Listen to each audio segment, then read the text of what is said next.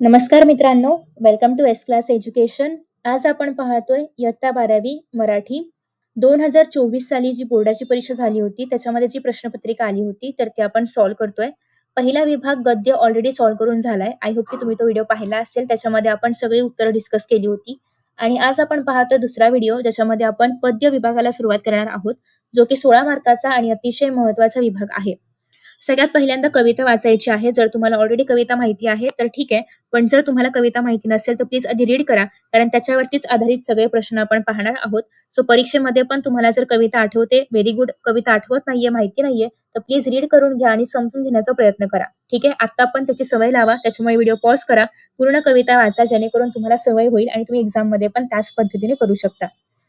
So आता आपण I hope किंवा मी आशा करते की तुम्ही कविता रीड केली असेल. आता आपण पाहतोय प्रश्न दुसरा जो की आहे कवितेच्या आधारे सूचनेनुसार कृती करा. पहिला आहे कारणे लिहा. त्याच्यामध्ये पहिला आहे समुद्र अस्वस्थ होतो. कारण आता समुद्राबद्दल इथे सांगितलेलं आहे आणि समुद्र का बरं अस्वस्थ होतो याचं कारण तुम्हाला सगळ्यांना माहिती असेलच. इथे बघा काय सांगितलंय. कुठे गेलं? समुद्र अस्वस्थ होतो कारण शहराच्या आयुष्याच्या विचाराने, म्हणजे शहराच्या ज्या काही आयुष्याचा विचार तो करते तर त्याच्यामुळे समुद्र अस्वस्थ होतोय. तर शहराच्या आयुष्याच्या विचाराने समुद्र अस्वस्थ होऊन जातो. तर ह्याचं उत्तर आहे. हे पूर्ण वाक्य लिहायचंय, कारण पण लिहायचंय, याच्या पुढे शहराच्या आयुष्याच्या विचाराने लिहायचंय आणि त्याच्या खाली तुम्हाला अंडरलाईन करायचंय. मग हे उत्तर पूर्ण होईल. दुसरं आहे समुद्र शिणून जातो. कारण समुद्र शिणून म्हणजे थकून जातोय. तर समुद्र का बरं थकून जातो याचं उत्तर तुम्हाला आता इथे बघायचंय. कारण तर कारण त्याला शहरातील प्रत्येकाच्या बालपणीची आणि वयस्कर लोकांची अतिशय काळजी वाटते आणि म्हणून आपला जो समुद्र आहे तर तो काय जातोय, शिणून जातोय. ठीक आहे. तर शहरातल्या प्रत्येकाच्या बालपणाची आणि प्रत्येकाच्या वयस्करपणाची, म्हणजे वयस्की काय म्हणू आपण त्याला, म्हातारपणाची काळजी वाटते आणि म्हणून तो शिणून जातोय. तर हे झालं याचं उत्तर. नेक्स्ट आहे चौकटी पूर्ण करा. आता चौकटीमध्ये काय म्हटलंय, कवीला दिसलेली समुद्राची रूपं काय काय आहेत. एक तर आता इथेच आपण दोन पाहिली. समुद्र कसा आहे, अस्वस्थ आहे, शिणून गेलेला आहे म्हणजे शिणलेला आहे. त्यासोबतच अजून काय काय आहे, दोन तर झालं. थकलेला आहे. ठीक आहे, समुद्र थकलेला आहे. कोंडून पडलाय किंवा एकाकी पडलेला आहे समुद्र. ठीक आहे. सो एकाकी आहे. त्यानंतर ठीक आहे, 4 झाले ना. शिणलेला आहे, एकाकी आहे, थकलेला आहे, हताश आहे. ठीक आहे. तर असं तुम्हाला याची वैशिष्ट्य लिहायची आहेत. अस्वस्थ आहे. त्यानंतर पुढे आहे अभिव्यक्ती. शहरातील बाल्यावस्थेच्या जीवनाचे वर्णन तुमच्या शब्दामध्ये करायचं आहे 4 मार्कांसाठी. ठीक आहे. तर आपण आताच बघितलं की समुद्र कोंडून पडलाय, म्हणजे ही जी आपली कविता आहे, तर ही कविता लिहिली कोणी, वसंत आबाजी यांनी. आणि याच्यामध्ये त्यांनी सांगितलंय की शहरातील मुलांचं जे काही जीवन आहे तर ते कसं आहे किंवा किती भयानक आहे याच्याबद्दल त्यांनी सांगितलंय. म्हणजे अर्थातच की बाल्यावस्थेवरती कसा परिणाम होतोय तर ते त्यांनी सांगितलेलं आहे. म्हणजे एकतर सगळ्यात पहिली गोष्ट म्हणजे एवढे मोठे मोठे बिल्डिंग्स, इमारती त्याच्यामध्ये आहेत. त्या इमारतींमध्ये ती लहान लहान मुलं राहतात. कुठल्या तरी वरच्या माळ्यावरती वगैरे ती राहतात. 32व्या मजल्यावरती वगैरे ती राहतात. आणि मग तिथे ते अडकून बसतात. ते फक्त हताशपणे, ती जी लहान मुलं आहेत ती फक्त हताशपणे त्या समुद्राकडे पाहत असतात आणि त्यांना तिथे जाऊन खेळता वगैरे येत नाही. तर ही बालपणाची शोकांतिका आहे.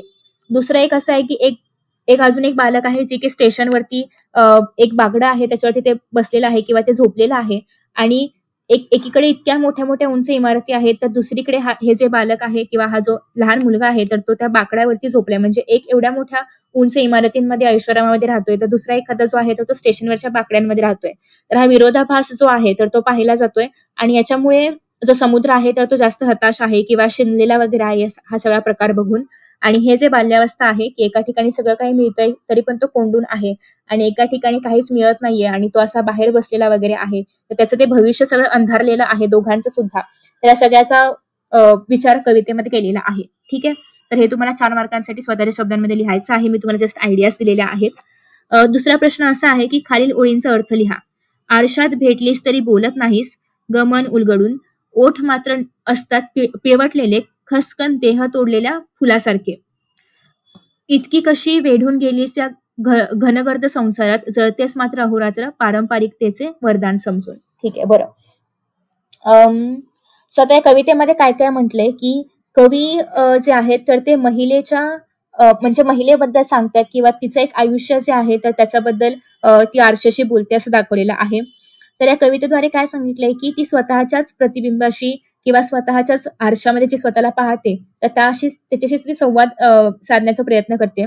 पण ते प्रतिबिंब असं म्हणतंय, की आरशात जरी तू भेटलीस, तरी पण तू आता काही पहिल्यासारखं बोलत नाहीस उलगडून वगैरे आणि म्हणजे ती खूप असहाय्य व्यक्त करते, की तू बोलत नाहीयेस, तुला बोलायचं असतं मात्र तरी पण तू त्या वेदना ज्या आहेत, तर त्या उलगडून दाखवत नाहीयेस वगैरे, भावना व्यक्त करत नाहीयेस, हे सगळं त्यांना पहिल्या ओळींमधून सांगायचंय. दुसऱ्या ओळीमध्ये असं सांगायचं आहे, की इतकी तू संसारामध्ये गढून गेलेली आहेस किंवा या चक्रामध्ये अडकलेली आहेस, की तुला वेळच मिळत नाहीये हे सगळं करायचं आणि या संसारामध्ये तू जळतेस अहोरात्र, अहोरात्र कष्ट घेतेस आणि जे की जे की एक आशीर्वाद समजून केलं जातंय, पण ॲक्चुअली तो एक शाप आहे किंवा वास्तविकतेमध्ये तो एक शाप आहे. तर हे सगळं कवींना सांगायचं आहे. ठीक आहे. हे तुम्ही अजून सिस्टमॅटिकली लिहू शकता वाचून वगैरे. मी तुम्हाला फक्त एक पॉइंट सांगते. नेक्स्ट आहे एकतर तुम्ही काव्य सौंदर्य करायचं आहे किंवा रसग्रहण करायचं आहे, जे तुम्हाला ईझी वाटेल ते. काव्य सौंदर्यासाठी तुम्हाला कविता दिलेली आहे रंग माझा वेगळावाली. सो ती कविता तुम्हाला दिलेली आहे आणि त्या कवितेचं तुम्हाला काव्य सौंदर्य करायचं आहे. आता काव्य सौंदर्यामध्ये आपण काय लिहितो, की कवींनी या ज्या काही कविता मांडलेल्या आहेत, त्या प्रत्येक ओळीचा अर्थ किंवा त्या ओळींमधलं जे सौंदर्य आहे ते तुम्हाला उलगडायचं आहे. रंगुनी रंगात साऱ्या रंग माझा वेगळा. आता म्हणजे काय, की म्हणजे एक वैशिष्ट्य आहे. म्हणजे सगळ्या एकाच रंगामध्ये रंगलेल्या आहेत, पण तरी पण माझा रंग वेगळा आहे. म्हणजे मी काहीतरी इतरांपेक्षा वेगळी आहे, माझं अस्तित्व वेगळं आहे, असं आपण सांगण्याचा प्रयत्न करतोय. गुंतुनी गुंत्यात साऱ्या साऱ्या पाय माझा मोकळा. म्हणजे इव्हन इतकी सगळी आजूबाजूला गोष्टी आहेत, सगळ्या गुंतणाऱ्या गोष्टी आहेत, तरी पण मी मात्र मुक्त आहे. माझा मात्र स्वभाव मुक्त आहे. कोण जाणे कोठोनी या सावल्या आल्या पुढे. म्हणजे मी असा की लागती ह्या सावल्यांचाही झळा. म्हणजे हं. असं म्हणायचं आहे, की कवी म्हणतायत, की आयुष्यामध्ये अशा अनेक घटना घडतायत, ज्या की अनएक्सपेक्टेड आहेत, अनपेक्षित आहेत. अशी अनेक आव्हानं आपल्याकडे येतायत. तरी पण ती आव्हानं स्वीकारून आपण पुढे जाण्याची क्षमता ठेवतोय किंवा आपल्यामध्ये ती क्षमता आहे, की ती आव्हानं स्वीकारून पण आपण पुढे जातोय आणि त्या सगळ्या आव्हानांची झळ आपण आपल्याला पोहोचू देत नाहीये. ठीक आहे? तर या ओळींमध्ये काय म्हटलंय भावसौंदर्य काय आहे, की पहिलं हे काय दाखवतं, की आपलं एक अद्वितीय असं वेगळं स्वातंत्र्य आहे, वैयक्तिक स्वातंत्र्य आहे. आपण वेगळे आहोत सगळ्यांपेक्षा, आपण मुक्त आहोत सगळ्यांपेक्षा. आपल्या आयुष्यामध्ये कितीही संकटं आली तरी पण आपण त्यांची झळ स्वतःला बसू न देता त्या संकटांमधून बाहेर पडण्याची क्षमता आपल्यामध्ये आहे. सो हे सगळे भाव या ओळींमधून व्यक्त होत आहेत, जे तुम्हाला डिटेलमध्ये सांगायचे आहेत. सो हे सगळ्या पॉइंट्सचा वापर करा आणि तुमचं एक उत्तर तयार करा. आता नेक्स्ट आहे रसग्रहण. अं, सरी वाफ्यात कांदा लावते, बाई लावते वगैरे, वगैरे, वगैरे. सो ही कविता तुम्हाला सगळ्यांना माहिती असेल. रोज मातीत कविता आहे. ठीक आहे. आता जेव्हा तुम्ही रसग्रहण करणार आहात, तेव्हा तुम्हाला 3 पॉइंट्समध्ये करायचं आहे. एक तर पहिलं आहे ते म्हणजे आशय सौंदर्य. 1 मिनिट हां. आशय सौंदर्य.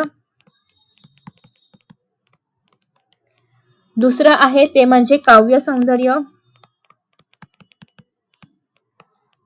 आणि तिसरं आहे ते म्हणजे भाषा सौंदर्य. तर सगळ्यात पहिल्यांदा आपण बघूया आशय सौंदर्य. आशय सौंदर्यामध्ये काय-काय लिहायचं असतं. एकतर या कवितेचं नाव काय आहे, म्हणजे या कवितेच्या ज्या काही ओळी आहेत, तर त्या ओळी कुठल्या कवितेमधून घेतलेल्या आहेत. कवी किंवा कवयित्रीचं नाव काय आहे. त्याच्यानंतर नेक्स्ट असं आहे, की कवितेचा 1 ते 2 ओळींमध्ये भाव किंवा सारांश ज्याला आपण म्हणूया, की या कवितेमध्ये शेतकरी स्त्रीच्या कष्टाचं वर्णन केलेलं आहे, हृदयस्पर्शी वर्णन केलेलं आहे. हे जे थोडंसं एका वाक्यामध्ये आपण कविता काय आहे तर ते एक्सप्लेन करतोय. आणि मग या ओळींमधून आता या ज्या पर्टिक्युलर ओळी इथे दिलेल्या आहेत, तर या काय आशय व्यक्त करतात. तर यांचा आशय काय आहे, की शेतकरी स्त्री जी आहे, तर ती आपल्या शेतजमिनीवरती आपला संसार उभा करते. आपली जी माती आहे त्यावरती ती जगते, ती कशी जगते किंवा ती कसं एक संसार चालवते, याचं वर्णन याच्यामध्ये केलेलं आहे. सो बेसिकली या ओळींबद्दल काय सांगितले ते मग तुम्हाला थर्ड पॉइंटमध्ये लिहायचंय. त्यानंतर नेक्स्ट आहे काव्य सौंदर्य. आता या ज्या कविता आहेत त्यातली प्रत्येक ओळ तुम्हाला एक्सप्लेन करायची आहे. इथे आपण आशय आता इथे तुम्हाला प्रत्येक ओळ एक्सप्लेन करायची आहे. पहिली ओळ आहे सरी वाफ्यात कांद लावते बाई कांद लावते. म्हणजेच काय की शेतकरी स्त्री काय करते वाफ्यांमध्ये कांद्याची रोपं लावते. ठीक आहे. म्हणजे जणू काही ती स्वतःचा जीवच त्या ठिकाणी लावते. नाही कांदा ग जीव लावते बाई जीव लावते. म्हणजे कांदा नाही तर मी स्वतःचा जीवच त्या ठिकाणी लावते आहे. काळ्या आईला हिरवं गोंदते बाई गोंदते. म्हणजे काळी आई जी आहे म्हणजे माती काळी आहे पण त्याच्यावरती मी हिरवं पीक लावते. ठीक आहे. म्हणजेच काय की काळ्या मातीवरती मी हिरवं पीक सजवते. गोंदनाप्रमाणे नक्षी काढल्याप्रमाणे मी ते सजवते. ठीक आहे. त्याच्यानंतर पुढे असं आहे रोज मातीत मेघ नांदते बाई नांदते. म्हणजे अशाच पद्धतीने रोज या शेतमातीवरती मी माझा संसार फुलवते किंवा रोज मी इथे कष्ट करते, तर माझा संसार आणि जीवन हे सगळं काही या मातीतच रुजलेलं आहे, असं त्यांना सांगायचंय. सो हे सगळ्यात ज्या ओळी आहेत त्या तुम्हाला काव्य सौंदर्यामध्ये एक्सप्लेन करायचे आहेत. त्यानंतर आता आपण पाहतोय भाषा सौंदर्य. भाषा सौंदर्य म्हणजे काय? तर ह्या ज्या कवितेच्या ओळी लिहिलेल्या आहेत, त्याच्यामधून काय असं व्यक्त होतंय भाषेबद्दल.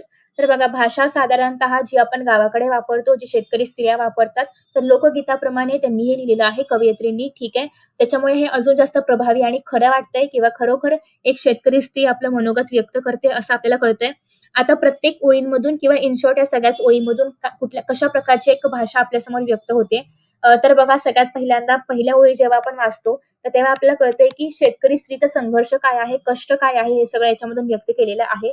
एक नादमयता आलेली आहे कवितेला अर्थातच. त्यानंतर असं आहे की ती कशा पद्धतीने म्हणते की नाही कांदा ग जीव लावते, म्हणजे तिचा जीव ओतते त्या मातीवरती, असं आपल्याला पाहायला मिळतंय. म्हणजे हे पण ओळख खूप चांगल्या पद्धतीने हृदयस्पर्शी आहे.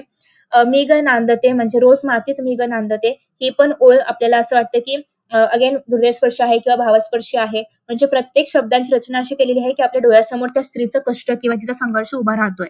सो हे तुम्हाला लिहायचं आहे भाषा सौंदर्यमध्ये. तर आपण जेव्हा काव्य सौंदर्यामध्ये लिहितो तेव्हा आपण त्या प्रत्येक ओळीमधला भाव लिहितो. रसग्रहण जेव्हा आपण करणार आहोत तेव्हा हे 3 पॉइंट्स मध्येच करायचं असतं, तरच मार्क मिळतात. पहिला पॉइंट आहे आशय सौंदर्य. साधारणतः कवितेचं नाव, कवितेचे कवी किंवा कवयित्री जे काही असेल ते, आणि कविता एका ओळीमध्ये काय आहे ते लिहायचं. दुसऱ्या वेळेस तुम्हाला या ज्या ओळी दिलेत याचा आशय लिहायचा. असे 3 पॉइंट्स मध्ये आशय सौंदर्य आलं पाहिजे. काव्य सौंदर्यामध्ये जेवढ्या ओळी दिल्या असतील त्या प्रत्येक ओळ काय एक्सप्लेन करते ते तुम्हाला लिहायचं आहे. तिसऱ्या याच्यामध्ये भाषा सौंदर्य. इन शॉर्ट या कवितेची भाषा कशी आहे किंवा इथे ज्या पर्टिक्युलर गोष्टी वापरलेल्या आहेत किंवा जे पर्टिक्युलर वाक्य वापरलेले आहेत ते काय एक्सप्लेन करतात हे तुम्हाला भाषा सौंदर्यामध्ये सांगायचं आहे. तर अशा पद्धतीने पूर्ण पद्य विभाग आपण पाहिलाय. आय होप की तुम्हाला हा व्हिडिओ आवडला असेल आणि यामधून खूप काही नवीन शिकायला मिळालं असेल. प्लीज हे व्हिडिओज तुमच्या मित्रांसोबत शेअर करा, जेणेकरून त्यांनाही याच्याबद्दल आयडिया मिळेल आणि त्यांचाही अभ्यास खूप चांगल्या पद्धतीने होईल. आय होप की तुम्हाला हा व्हिडिओ आवडला असेल. Thank you so much for watching this video and see you in the next videos. Bye bye.